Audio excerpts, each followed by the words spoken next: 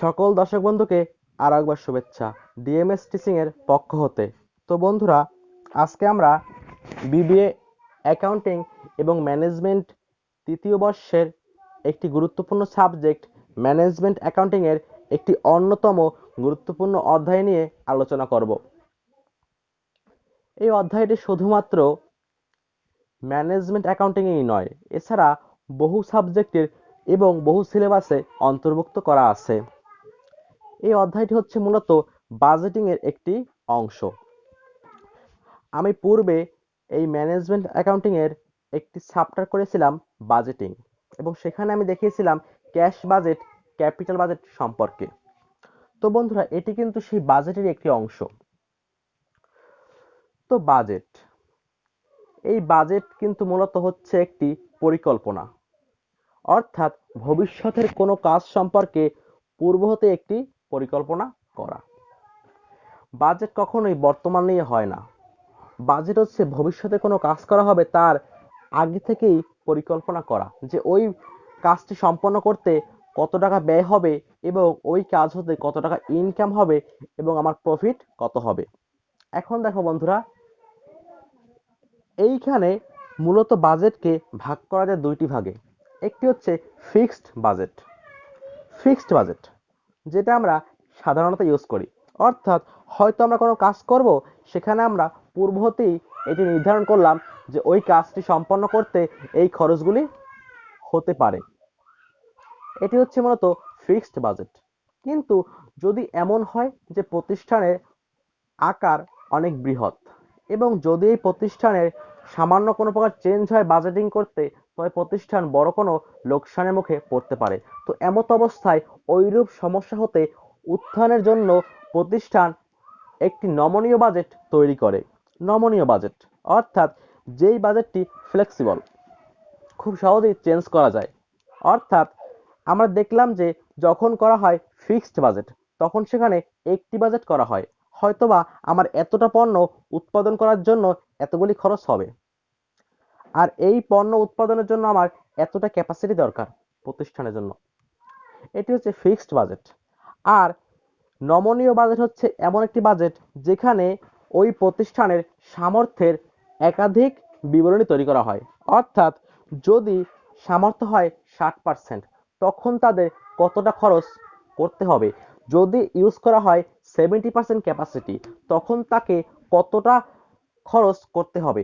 যদি ব্যবহার করা হয় 90% ক্যাপাসিটি এবং যদি ওই প্রতিষ্ঠানের সম্পূর্ণ সামর্থ্য অর্থাৎ 100% ক্যাপাসিটি ইউজ করা হয়, তখন ওই প্রতিষ্ঠানের ওই বাজেটিং করতে কতটা খরচ হবে।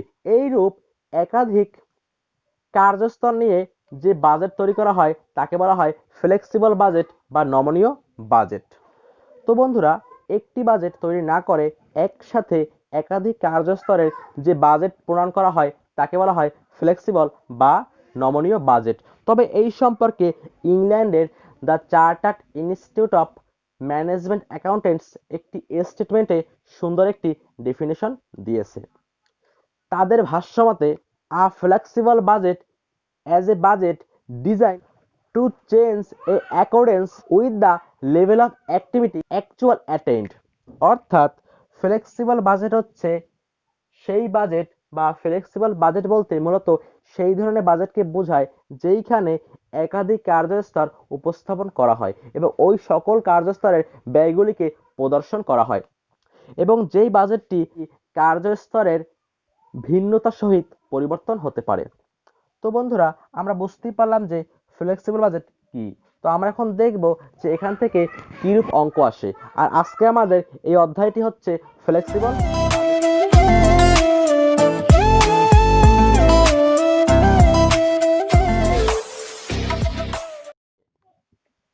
দেখো বন্ধুরা, এই ফ্লেক্সিবল বাজেটে অঙ্ক করতে গেলে তোমাকে ব্যয়ের পার্থক্য সম্পর্কে জানতে হবে। আমরা সকলেই জানি যে একটি ম্যানুফ্যাকচারিং প্রতিষ্ঠান বা একটি প্রতিষ্ঠানের ব্যয়কে প্রধানত দুইটি ভাগে ভাগ করা যায়। একটি হচ্ছে ফিক্সড আর একটি হচ্ছে ভেরিয়েবল। এখন হচ্ছে ফিক্সড। দেখো বন্ধুরা, ফিক্সড কস্ট বা ফিক্সড এক্সপেন্স বা স্থায়ী ব্যয়, যেই ব্যয়গুলি সাধারণত কোনো প্রকার পরিবর্তন হয় না বা পরিবর্তিত হয় না, তাকে বলা হয় ফিক্সড কস্ট বা স্থায়ী ব্যয়। এখন প্রশ্ন হচ্ছে যে কোন ধরনের ব্যয়গুলি পরিবর্তিত হয় না। দেখো বন্ধুরা, ধরো একটি প্রতিষ্ঠানের রেন্ট, তারা একটি গুদাম ঘর বা কোনো ঘর ভাড়া নিল। এখন দেখো বন্ধুরা, ধরো ওই রুমটিতে মোট পণ্য রাখা যায় 1000 ইউনিটস এবং সে এর জন্য ভাড়া দিবে 5000 টাকা। এটা হচ্ছে তার সম্পূর্ণ ক্যাপাসিটি, অর্থাৎ 100% ক্যাপাসিটি, তার ওই রুমটির সম্পূর্ণ সামর্থ্য। এবার দেখো বন্ধুরা, যদি তারা এইখানে 90% ক্যাপাসিটি ইউজ করে, অর্থাৎ যদি তারা 900 ইউনিটস পণ্য রাখে, তখন কিন্তু তাকে এই ভাড়ার থেকে কম টাকা দিলে চলবে না, তাকে অবশ্যই এই একই পরিমাণ টাকা দিতে হবে। তদ্রূপভাবে যদি সে সম্পূর্ণ ইউজ করুক বা সে কম ইউজ করুক, সেটি কোনো প্রকার বিষয় হবে না, কারণ তাকে একই পরিমাণ টাকা প্রদান করতে হবে রেন্ট রূপে। তো বন্ধুরা, আমরা এখানে দেখলাম যে এইখানে কোনো প্রকার চেঞ্জ হয় না উৎপাদনের সহিত, অর্থাৎ উৎপাদনের পরিমাণ বৃদ্ধি পাক বা উৎপাদনের পরিমাণ হ্রাস পাক, তার কোনো প্রকার প্রভাব পড়ে না এই কস্টের উপর। তাই এর নাম হচ্ছে ফিক্সড কস্ট বা স্থায়ী ব্যয়।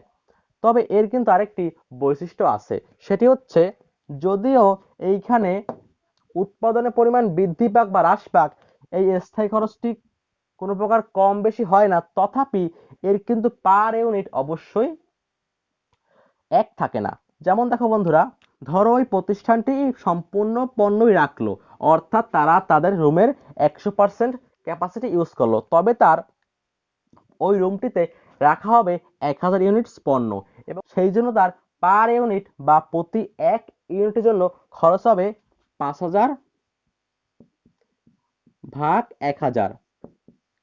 এইখানে চলে আসে পার ইউনিট 5 টাকা। কিন্তু যখন সে রাখবে 900 ইউনিটস পণ্য,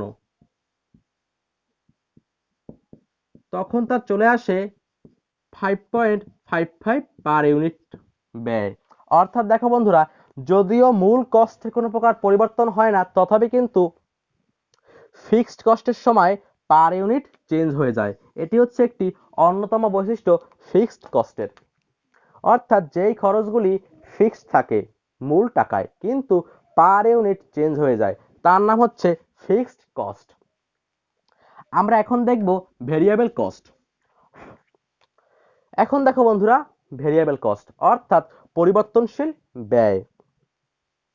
যেই ব্যয়গুলি উৎপাদনের পরিমাণ বৃদ্ধির সঙ্গে সঙ্গে ব্যয়ের পরিমাণও বৃদ্ধি পায়, আবার উৎপাদনের পরিমাণ হ্রাস পাওয়ার সঙ্গে সঙ্গে ব্যয়ের পরিমাণও হ্রাস পায়, তার নাম হচ্ছে ভেরিয়েবল কস্ট। এবং এই যে হ্রাস বৃদ্ধি ঘটে, সেটি কিন্তু ঘটে সমানুপাতিক হারে। ধরো 1 কেজি কাঁচামাল বা র মেটেরিয়ালের দাম হচ্ছে 10 টাকা। এবারে যখন তুমি উৎপাদন করবা 1000 ইউনিটস পণ্য, তখন তোমাকে ব্যয় করতে হবে 1000 গুণ 10 টাকা, অর্থাৎ 10,000 টাকা। কিন্তু যখন তুমি উৎপাদন করবা 900 ইউনিটস পণ্য, তখন তোমাকে ব্যয় করতে হবে 900 গুণ 10, অর্থাৎ 9000 টাকা। এবার দেখো বন্ধুরা, উৎপাদনের সঙ্গে সঙ্গে কিন্তু তোমার কাঁচামালের ব্যয়ও বেড়ে যাবে, কারণ যখন তুমি কম পণ্য উৎপাদন করতে চাইবা, তখন কিন্তু তোমার কাঁচামালের ব্যয়ও কম হবে, কারণ তখন তোমার কম পরিমাণ কাঁচামাল আবশ্যক হবে। আর যখন তুমি পূর্বের তুলনায় বেশি পরিমাণ উৎপাদন করতে চাইবে, তখন তোমাকে বেশি পরিমাণ কাঁচামাল ব্যবহার করতে হবে, অর্থাৎ তোমার কাঁচামালের ব্যয়ও কিন্তু বৃদ্ধি পাবে, আর সেটি বৃদ্ধি পাবে সমানুপাতিক হারে। দেখো বন্ধুরা, এইখানে কিন্তু একটি বৈশিষ্ট্য পরিলক্ষিত হয়, এবং সেটি হচ্ছে আমরা দেখেছিলাম যে পূর্বে ফিক্সড কস্টের সময় আমার পার ইউনিট চেঞ্জ হয়ে গেছে, কিন্তু মূল টাকা বা টাকার পরিমাণ এক ছিল, কিন্তু এইখানে কিন্তু আমার রেট এক থাকবে, অর্থাৎ পার ইউনিট একই পরিমাণ থাকবে, শুধুমাত্র এই মূল টাকা চেঞ্জ হবে। যখন আমি করেছিলাম 900 ইউনিটস পণ্য উৎপাদন, তখন ছিল পার ইউনিট 10 টাকা, আর যখন আমি করলাম 1000 ইউনিটস পণ্য উৎপাদন তখন আমার রয়েছে পার ইউনিট 10 টাকা। কিন্তু যখন আমি করলাম 1000 ইউনিটস পণ্য উৎপাদন তখন আমার মূল টাকা আসলো 10,000 ব্যয়। আর যখন আমি করলাম 900 ইউনিটস পণ্য উৎপাদন তখন আমার মূল চলে আসলো 9,000 টাকা ব্যয়। অর্থাৎ আমরা দেখতে পেলাম যে যেই ব্যয়ের পার ইউনিট একই থাকে কিন্তু মূল টাকা উৎপাদনের সহিত বৃদ্ধি পায় বা হ্রাস পায়, তার নাম হচ্ছে ভেরিয়েবল কস্ট বা পরিবর্তনশীল ব্যয়। আর যেই ব্যয়ে পার ইউনিট চেঞ্জ হয় কিন্তু মূল টাকা একই থাকে উৎপাদনের সহিত, সেটি হচ্ছে ফিক্সড কস্ট। এখন দেখো বন্ধুরা, এইখানে আরেকটি বিষয় আছে, সেটি হচ্ছে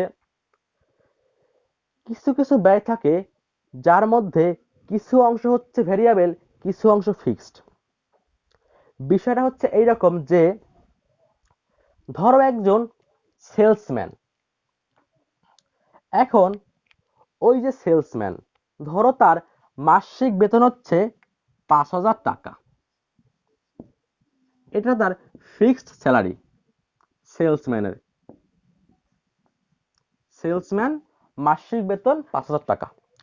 ধরো ওই সেলসম্যানকে একটি টার্গেট দেয়া হলো, তাকে বলা হলো যে যদি তুমি মাসে 10,000-এর বেশি পণ্য বিক্রয় করতে পারো তবে এই 10,000-এর পরবর্তী প্রতি 100 ইউনিটস পণ্য বিক্রয়ের জন্য তোমাকে দেয়া হবে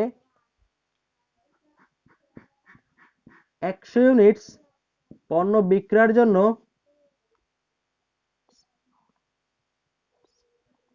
তোমাকে দেয়া হবে 50 টাকা। অর্থাৎ দেখো বন্ধুরা, এইখানে কিন্তু ওই সেলসম্যান কিন্তু প্রতি মাসে সে এই টাকাটি পাবেই। এই যে টাকা আছে 5,000 টাকা বেতন, এটি তার ফিক্সড কস্ট, এটি সে অবশ্যই পাবে। এটি হচ্ছে প্রতিষ্ঠানের জন্য ফিক্সড কস্ট, কারণ তাকে প্রতি মাসে 30 দিন হওয়ার পরেই তাকে এই টাকাটি দেয়া লাগবে। কিন্তু এই যে তাকে বলা হচ্ছে একটি অতিরিক্ত টাকার কথা, এটি কিন্তু স্থায়ী না, কারণ এই টাকাটি তখনই দেওয়া হবে যখন সে এই টার্গেটটি পূরণ করতে পারবে।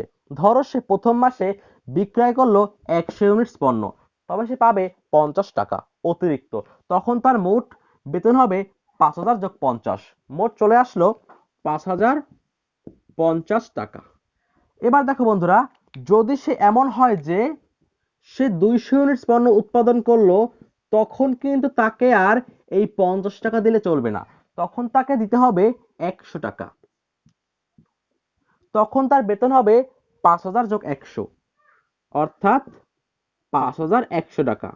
অর্থাৎ আমরা দেখলাম যে এই যে ব্যয়টি আছে, এই সেলসম্যানের যে বেতনটি আছে তার মধ্যে এই যে 100 টাকার অংশটুকু এটি কিন্তু আপ ডাউন করতেছে। অর্থাৎ যদি তার বিক্রয় পরিমাণ সে বৃদ্ধি করতে পারে তবে তার আয়টিও বৃদ্ধি পাচ্ছে, আবার যদি তার বিক্রয় পরিমাণ কমে যায় তবে তার আয়টিও কমছে। কিন্তু এই যে টাকাটি আছে এটি কিন্তু একদম ফিক্সড, এর কোনো প্রকার চেঞ্জ ঘটবে না, প্রতি মাসে সে এই টাকাটি অবশ্যই পাবে। অর্থাৎ এই যে সেলসম্যানের বেতন এটি কিন্তু একটি সেমি ভেরিয়েবল কস্ট, অর্থাৎ আধা পরিবর্তনশীল কস্ট, কারণ এখানে তো সম্পূর্ণ পরিবর্তন হচ্ছে না অথবা এখানে সম্পূর্ণ ফিক্সড না, অর্থাৎ এটি একটি আধা স্থায়ী ব্যয় বা আধা পরিবর্তনশীল ব্যয়, অর্থাৎ এর নাম হচ্ছে সেমি ভেরিয়েবল বা সেমি ফিক্সড। অর্থাৎ যেই ব্যয়ের মধ্যে কিছু অংশ থাকে ভেরিয়েবল আর কিছু অংশ থাকে ফিক্সড, সেটি হচ্ছে সেমি ফিক্সড কস্ট।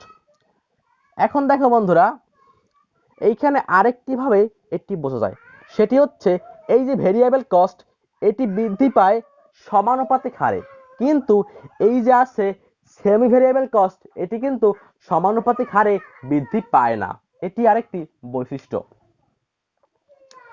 তো বন্ধুরা, এইখানে তোমাকে প্রথমেই ব্যয়গুলিকে চিহ্নিত করতে হবে, কারণ যদি তুমি ব্যয়গুলিকে চিহ্নিত করতে না পারো তবে তোমার পক্ষে কখনোই সম্ভব হবে না ফ্লেক্সিবল বাজেট তৈরি করা।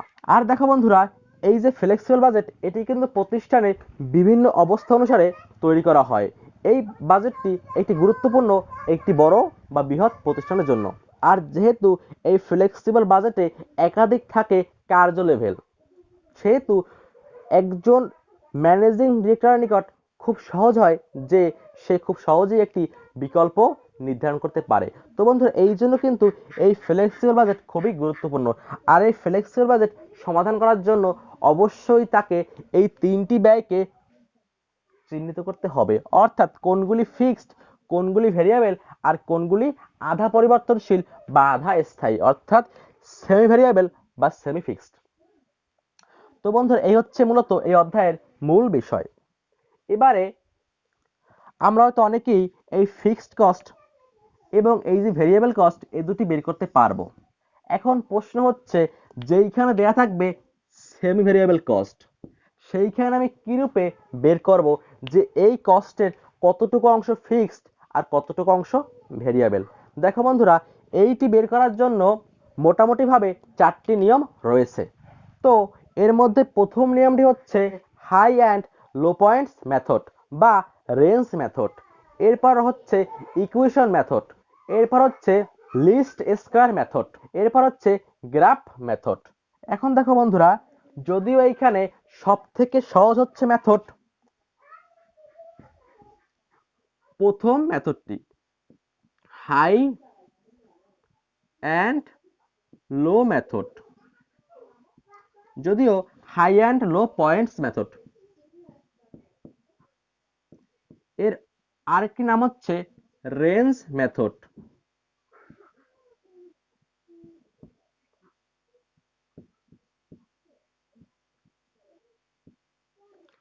এখন দেখো বন্ধুরা, বাকি যে আছে মেথডগুলি, যেমন রয়েছে ইকুয়েশন মেথড, মূলত এটি সিমুলটেনিয়াস ইকুয়েশন মেথড।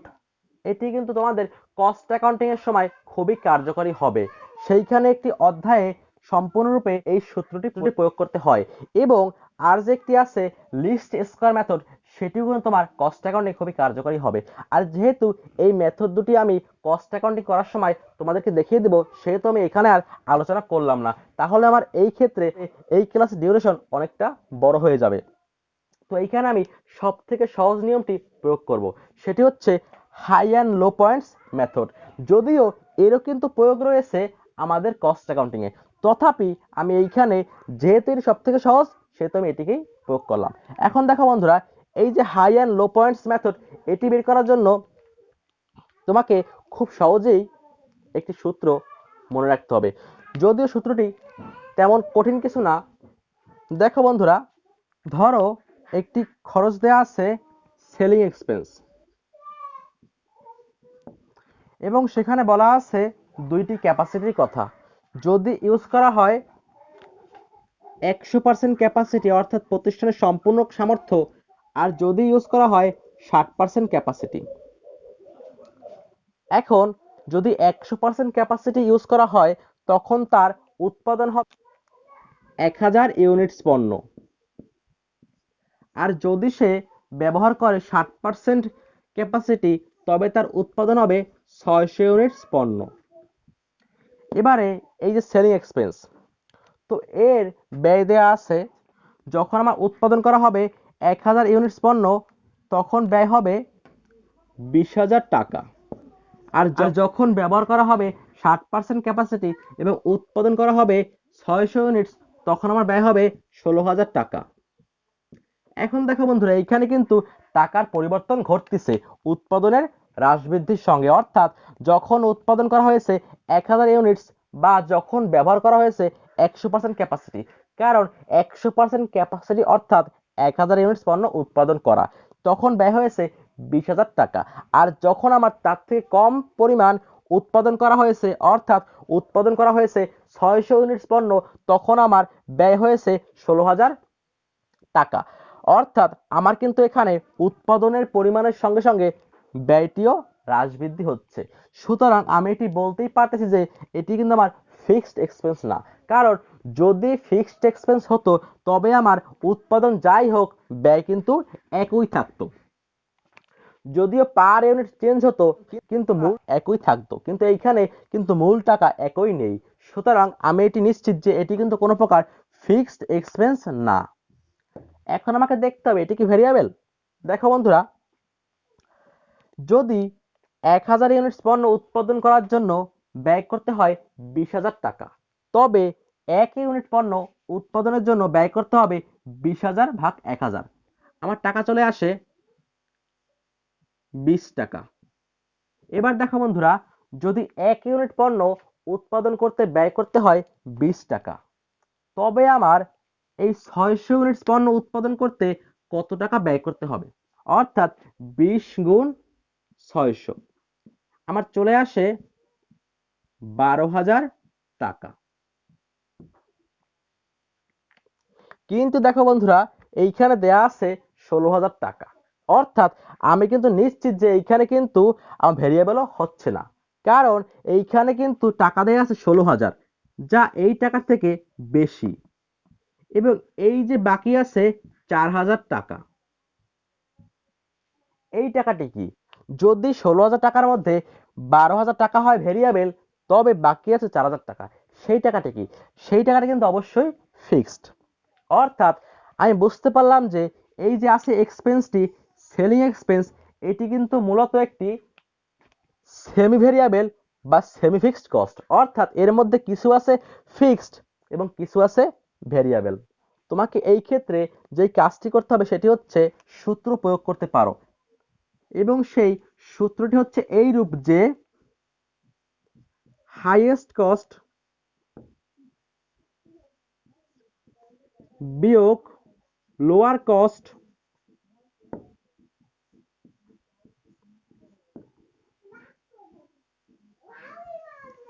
তুমি এটিকে ভাগ দিবে হাইয়েস্ট প্রোডাকশন বিয়োগ লোয়েস্ট প্রোডাকশন বা লোয়ার প্রোডাকশন। এখন দেখো বন্ধুরা, যখন তুমি হাইয়েস্ট কস্ট থেকে বিয়োগ করে দিবা লোয়েস্ট কস্ট, এবং তুমি যে বিয়োগফলটি পাবা সেটিকে তুমি ভাগ দিবা হাইয়েস্ট প্রোডাকশন থেকে লোয়েস্ট প্রোডাকশন বাদ দিয়ে যে বিয়োগফলটি আসবে, তখন তুমি একটি রেট পেয়ে যাবা। যদি আমি এই এক্সাম্পলটি এখানে প্রয়োগ করি, তবে আমার এখানে হাইয়েস্ট কস্ট হচ্ছে 20,000 টাকা বড় খরচ, আর কম খরচ হচ্ছে 16,000 টাকা, আর এখানে আমার সব থেকে বেশি হচ্ছে প্রোডাকশন 1,000 ইউনিটস, বিয়োগ আমার কম হচ্ছে প্রোডাকশন 600 ইউনিটস, বিয়োগকালে চলে আসে উপরে 4,000 আর নিচে আসে 400, আমার থাকে মোট 10 টাকা। এখন দেখো বন্ধুরা, আমার রেট চলে আসে 10 টাকা। তো এখন দেখো বন্ধুরা, আমি কিন্তু আমার রেটটি পেয়ে গেলাম। তো আমি এখন দেখব যে এই টাকার মধ্যে কত টাকা ফিক্সড আর কত টাকা ভেরিয়েবল। যদি আমার 10 টাকা রেট চলে আসে, তাহলে আমার 1,000 ইউনিটস পণ্য উৎপাদনের জন্য ব্যয় হয় 1,000 গুণ 10, চলে আসে 10,000 টাকা। অথচ এখানে দেয়া আছে খরচ 20,000 টাকা, অর্থাৎ এখানে কিন্তু আরো বেশি দেয়া আছে 10,000। এই টাকাটি কি?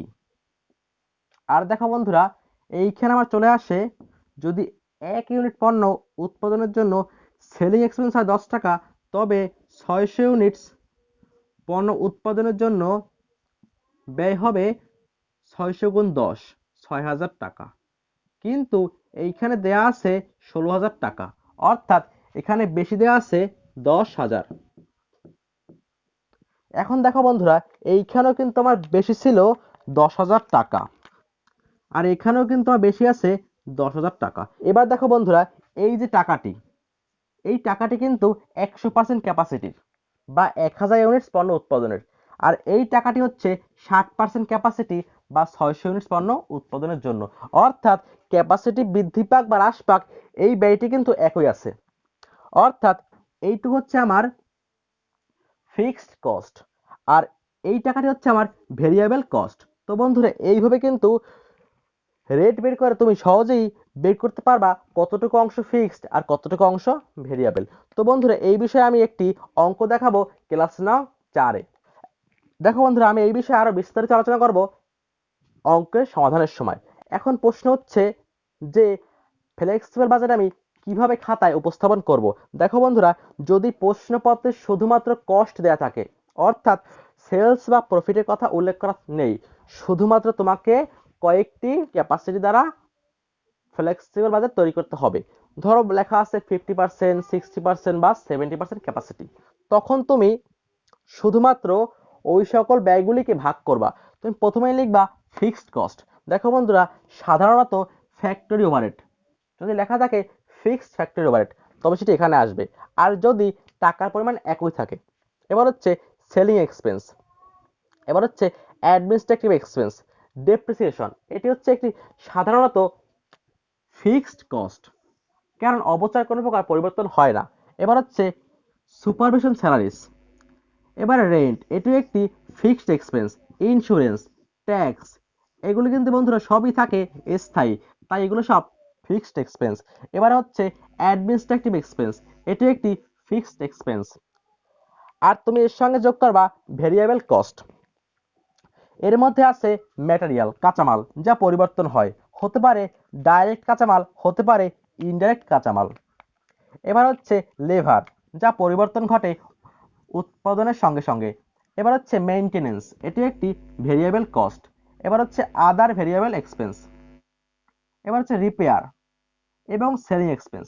দেখো বন্ধুরা, আমি কিন্তু এখানেও নিয়েছি সেলিং আর এখানেও নিয়েছি সেলিং, কারণ হচ্ছে এটি যে যদি তুমি চাও যে প্রশ্নপত্রে কতিপয় সেমি ফিক্সড বা সেমি ভেরিয়েবল এক্সপেন্স রয়েছে, তাহলে তুমি তার জন্য আলাদা একটি কলাম করতে পারো। অর্থাৎ তুমি প্রথমে নিবা ফিক্সড কস্ট, তুমি এরপর নিবা ভেরিয়েবল কস্ট, এবং তুমি এরপর নিবা সেমি ভেরিয়েবল কস্ট। এবারে তুমি তিনটি খরচ একসঙ্গে এনে যোগ করবা, অর্থাৎ তোমার এখানে যোগ করার পর চলে আসবে টোটাল ফিক্সড কস্ট, আমি নাম দিলাম এ।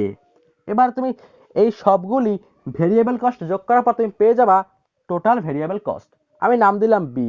এরপর তুমি যখন যোগ করবা এর সঙ্গে টোটাল সেমি ফিক্সড বা সেমি ভেরিয়েবল কস্ট, যখন তুমি সবগুলি সেমি ফিক্সড বা সেমি ভেরিয়েবল কস্ট যোগ করবা, তখন তুমি পেয়ে যাবা টোটাল সেমি ভেরিয়েবল বা টোটাল সেমি ফিক্সড কস্ট। যখন তুমি টোটাল ফিক্সড, টোটাল ভেরিয়েবল এবং টোটাল সেমি ভেরিয়েবল কস্ট যোগ করবা, তখন তুমি পেয়ে যাবা টোটাল কস্ট। এটি হচ্ছে অঙ্কের এক ধরনের সমাধান। তবে যদি তুমি চাও তবে তুমি এখানে এই খরচটিকে স্কিপ করতে পারো, কারণ যদি প্রশ্নপত্রে সরাসরি উল্লেখ করে না দেয় সেমি ফিক্সড বা সেমি ভেরিয়েবলের কথা, তবে তোমাকে এটি না করলেও হবে। তুমি এই ক্ষেত্রে যে কাজটি করবে সেটি হচ্ছে যেই খরচগুলি হচ্ছে সেমি ফিক্সড বা সেমি ভেরিয়েবল, তুমি ওইগুলির মধ্যে যতটুকু অংশ ভেরিয়েবল তুমি সেটিকে নিবা ভেরিয়েবলের মধ্যে, আর যতটুকু অংশ ফিক্সড তুমি সেটি নিবা ফিক্সডের মধ্যে। দেখো বন্ধুরা, এইখানে আমার 10,000 টাকা হচ্ছে ভেরিয়েবল, আমি এটিকে লিখবো সেলিং এক্সপেন্স, লিখে লিখবো 10,000 টাকা। আর এই যে আছে 10,000 টাকা, এটি কিন্তু আমার একটি ফিক্সড, আমি এখানে লিখবো সেলিং এক্সপেন্স টাকা 10,000। আবার এইখানে আমার এই টাকাটি 10,000, এটি হচ্ছে আমার ফিক্সড, আমি লিখবো এইখানে। আর এই টাকাটি আমার ভেরিয়েবল, এই টাকাটি আমি আনবো এই ভেরিয়েবলের মধ্যে। তুমি চাইলে এই রূপ ফিক্সড এবং ভেরিয়েবলের মধ্যে অন্তর্ভুক্ত করতে পারো। তবে যদি প্রশ্নপত্রে কোনরূপ কথা উল্লেখ করা না থাকে, যদি মাত্র শুধু বলা হয় যে prepare a flexible budget of 60%, 70%, এত পার্সেন্ট ক্যাপাসিটি, তখন তুমি এরূপ করতে পারবা। কিন্তু যদি তোমাকে প্রশ্নপত্রে সরাসরি ইন্ডিকেট করে বলা হয় যে তোমাকে অবশ্যই ভেরিয়েবল, ফিক্সড এবং সেমি ভেরিয়েবল আকারে সাজাতে হবে বা তৈরি করতে হবে ফ্লেক্সিবল বাজেট, তখন তোমার কিন্তু এইখানে আরেকটি এন্ট্রি যোগ করতে হবে, এবং সেটি হচ্ছে সেমি ফিক্সড বা সেমি ভেরিয়েবল টাকা। তো বন্ধুরা দেখো, এই হচ্ছে আমার যদি দেয়া থাকে শুধুমাত্র ব্যয়ের কথা, তখন এইরূপ করতে হবে। এখন যদি প্রশ্নপত্রে দেয়া থাকে সেলসের কথা এবং তোমাকে বের করতে বলা হয় নেট প্রফিট, বা যদি প্রশ্নপত্রে সেলসের কোনো কথা বলা থাকে, তখন তোমায় করতে হবে তুমি প্রথমেই নিবা ম্যাটেরিয়ালস, সাথে যোগ করবা লেবার, এর সঙ্গে যোগ করবা ভেরিয়েবল আদার ডিরেক্ট এক্সপেন্স, যোগ করার পর তুমি পেয়ে যাবা প্রাইম কস্ট, মুখ্য ব্যয়। আমি তো এই সম্পর্কে আরো বলেছিলাম কস্ট কনসেপ্টস অ্যান্ড ক্লাসিফিকেশন অধ্যায়ে। এরপর তুমি আনবা যাবতীয় ভেরিয়েবল কস্ট, হতে পারে সেলিং এক্সপেন্স, হতে পারে ডিস্ট্রিবিউশন কস্ট, সবগুলি যোগ করবা। এবারে তুমি এই প্রাইম কস্ট এর সাথে যোগ করবা টোটাল ভেরিয়েবল কস্ট। যখন তুমি প্রাইম কস্ট আর টোটাল ভেরিয়েবল কস্ট যোগ করবা তুমি পেয়ে যাবা মার্জিনাল কস্ট, অর্থাৎ এ প্লাস বি। এ হচ্ছে প্রাইম কস্ট, বি হচ্ছে ভেরিয়েবল কস্ট। এখন দেখো বন্ধুরা, যখন তুমি সেলস অর্থাৎ প্রশ্নপত্রে যদি সেলসের কথা উল্লেখ করা থাকে, তুমি সেই সেলস থেকে বাদ দিবা মার্জিনাল কস্ট, তখন তুমি পেয়ে যাবা কন্ট্রিবিউশন বা দত্তাংশ বা কন্ট্রিবিউশন মার্জিন। এখন দেখো বন্ধুরা, এই যে কন্ট্রিবিউশন চলে আসলো, তুমি এখান থেকে বাদ দিবা যাবতীয় ফিক্সড কস্ট, হতে পারে অ্যাডমিনিস্ট্রেশন এক্সপেন্স, ডেপ্রিসিয়েশন বা আদার্স কোনো এক্সপেন্স। তুমি এগুলিকে বাদ দিবা, বাদ দেওয়ার পর তুমি পেয়ে যাবা নেট প্রফিট। বা তুমি চাইলে এখানে এই সবগুলি ফিক্সড কস্টকে যোগ করতে পারো, যোগ করার পর তুমি পেয়ে যাবা টোটাল ফিক্সড কস্ট। এবং যখন তুমি এই কন্ট্রিবিউশন থেকে বাদ দিবা টোটাল ফিক্সড কস্ট, তখন তুমি পেয়ে যাবা নেট প্রফিট। এখন দেখো বন্ধুরা, এইখানে কিন্তু আরেকটি বিষয় আছে এই অঙ্কের ক্ষেত্রে, এবং সেটি হচ্ছে প্রায়শই প্রশ্নপত্রে বলা থাকতে পারে যে, ধরো লেখা আছে ফ্যাক্টরি ওভারহেড, ধরো এইখানে লেখা আছে ব্র্যাকেটের মধ্যে 60%। এখন দেখো বন্ধুরা, এর মানে হচ্ছে এইটি যে এই খরচের মধ্যে 60% কিন্তু ফিক্সড, তাহলে বাকি যে আছে 40% সেটি কিন্তু অবশ্যই ভেরিয়েবল।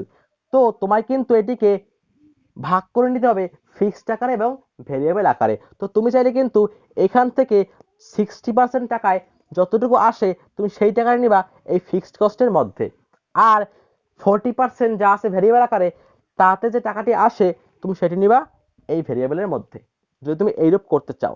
এখন দেখো বন্ধুরা, এই হচ্ছে এই অঙ্কের মূল বিষয়গুলি। তবে এইখানে কিন্তু আরো এক অঙ্ক আছে যে যদি 60% ক্যাপাসিটি হয় তবে খরচ এত দেয়া আছে, কিন্তু যদি 70% ক্যাপাসিটি হয় তখন সেলিং এক্সপেন্স কমে যায়, আবার র মেটেরিয়াল এক্সপেন্স বেড়ে যায় এত পার্সেন্ট, এরকম অনেক কথা বলা থাকে। তো সেটি হচ্ছে একটু টাফ অঙ্ক। তো আমি কিন্তু এই সকল অঙ্কগুলোর সমাধান দেওয়ার ট্রাই করব। তো বন্ধুরা, এই জন্য আমি এইখানে মোট এরপরে আপাতভাবে 4টি ক্লাস আনবো, এবং প্রথমে ক্লাস নং 2 চলে আসবে, এবং এই ক্লাস নং 2তে আমি একটি সহজ বোর্ড কোশ্চেনের সমাধান করব। এরপরে চলে আসবে ক্লাস নং 3, যেইখানে আমি দেখাবো যদি প্রশ্নপত্রে লেখা থাকে যে, যেটি আমি একটু আগে দেখালাম যে এত পার্সেন্ট ফিক্সড, ধরো একটি খরচ দেওয়া আছে ফ্যাক্টরি ওভারহেড, এর মধ্যে এত পার্সেন্ট ফিক্সড, তবে তুমি কিভাবে অঙ্কটি সমাধান করবা আর তুমি কিভাবে বের করবা যে এই টাকার মধ্যে কত টাকা ফিক্সড আর কত টাকা ভেরিয়েবল, আমি এরূপ একটি অঙ্ক দেখাবো ক্লাস নং 3-এ। এরপরে ক্লাস নং 4,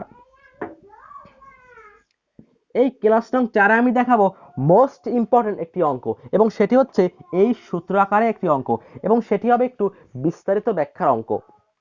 এরপরে চলে আসবে ক্লাস নং 5, এইখানে আমি দেখাবো একটি টাফ টাইপের অঙ্ক, এবং সেটি হচ্ছে যদি প্রশ্নপত্রে বলা হয় যে যখন করা হবে 60% ক্যাপাসিটি তখন বৃদ্ধি পাবে, আবার যখন করা হবে 70% ক্যাপাসিটি তখন হ্রাস পাবে, এরূপ কথা থাকবে উল্লেখ করা, তখন তুমি কিরূপে অঙ্কের সমাধান করবা আমি সেটি দেখাবো ক্লাস নং 5-এ। তো বন্ধুরা, আপাতভাবে এই 4টি হচ্ছে আমার নেক্সট ক্লাস। তো বন্ধুরা, ক্লাস নং 2, 3, 4, 5 অবশ্যই তোমাদেরকে দেখতে হবে। আর দেখো বন্ধুরা, যদি এছাড়াও তোমাদের কোনো প্রকার প্রশ্ন থাকে বেসিক বুঝতে গিয়ে, কারণ দেখো বন্ধুরা, এইটুকু সময়ের মধ্যে বেসিকটাকে বোঝাতে পারা আমার পক্ষে সত্যি দুর্বিষহ। তো বন্ধুরা, এই জন্য আমি অপরাগ হয়েছি এই অধ্যায় বা অধ্যায়ের যাবতীয় সকল খুঁটিনাটি বিষয়গুলিকে উপস্থাপন করতে। তো বন্ধুরা, এই জন্য যদি তোমাদের কোনো ইম্পর্টেন্ট বা তোমাদের কোনো সমস্যা থাকে এই অধ্যায় নিয়ে বা যে কোনো অধ্যায় নিয়ে, তবে তোমরা অবশ্যই আমাকে কমেন্টের মাধ্যমে জানাতে পারো, অথবা আমাদের ফেসবুক পেজ ডিএমএস টিচিং নামে তুমি সেখানেও কিন্তু এসএমএস এর মাধ্যমে বা কমেন্টের মাধ্যমে জানাতে পারো। আর দেখো বন্ধুরা, আমরা সম্প্রতি একটি গ্রুপ ওপেন করেছি ফেসবুকে, ফেসবুক গ্রুপ, যার নাম হচ্ছে DMS teaching BBA and MBA all year. তুমি চাইলে এই গ্রুপে জয়েন হতে পারো, এবং তুমি গ্রুপে জয়েন হওয়ার পরে তোমার যাবতীয় বন্ধুদেরকে গ্রুপে অবশ্যই ইনভাইট দিবা। এরপরে তুমি ওই গ্রুপে দেখবা অনেক পোস্ট টপিকস আকারে সাজানো আছে, তুমি সেখান থেকে তোমার কাঙ্ক্ষিত টপিকসটি খুঁজে নিতে পারবে। আর দেখো বন্ধুরা, তোমার যে কোনো সমস্যা থাকলে তুমি ওই গ্রুপে পোস্ট করতে পারবা, সেখানে আমি ট্রাই করবো তোমাকে অ্যান্সার দেবার। আর যদি বা আমি সময় না পাই বা আমি কোনোভাবে লক্ষ্য না করি, তবে অবশ্যই ওই গ্রুপের অসংখ্য মেম্বার রয়েছে যারা তোমাকে সর্বোচ্চ সাহায্য করবে প্রশ্নের অ্যান্সার দিতে। তো বন্ধুরা, অবশ্যই আমাদের সঙ্গেই থাকবা। আর নেক্সট ক্লাস এবং নেক্সট অধ্যায়গুলি দেখার আমন্ত্রণ জানিয়ে সকলকে জানাচ্ছি বিদায়।